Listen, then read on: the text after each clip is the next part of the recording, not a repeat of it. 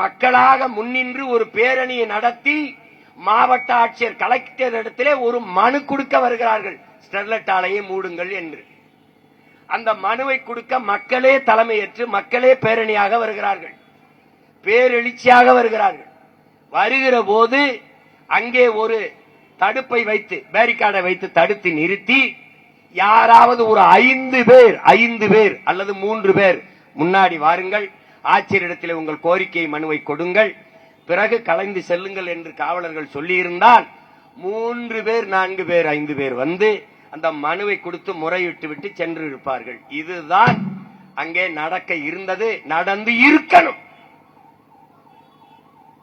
ஆனால் மக்கள் பேரணியாக வந்து மனு கொடுக்க வருகிற அந்த இடத்திலே கலவரம் நடக்கும் என்று முன்கூட்டியே நீங்கள் எப்படி தீர்மானித்தீர்கள்? இது கேள்வி.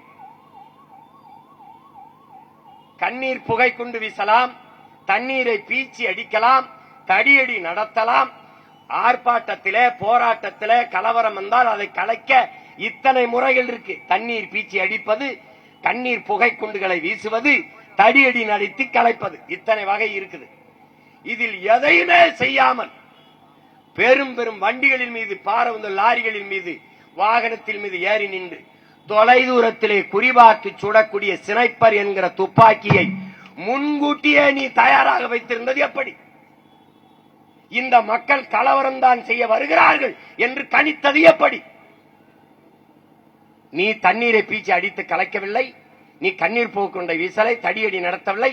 எடுத்தவனை துப்பாக்கியால் சுட்டு 15 பேரை கொன்றாய். எடுத்தவனை துப்பாக்கியால் சுட சொல்லி உனக்கு உத்தரவு பிறப்பித்தவன் எவன்? இதான் கேள்வி. அப்ப சுடுறதுக்கு முன்னாடியே நீ வண்டி மேல ஏறி எப்படி உட்கார்ந்து இருந்த? சுட்டு கொள்றா என்று உத்தரவு பிறப்பித்த அயோக்கிய பய எவன்?